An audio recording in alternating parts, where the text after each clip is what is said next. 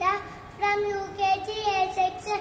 Raksha ante rakshana, bandhan ante bandhan, raksha bandhan అన్నా చెల్లెల మధ్య జరుపుకునే పండుగ. ఈ పండుగ శ్రావణ మాసంలో పౌర్ణమి నాడు వస్తుంది.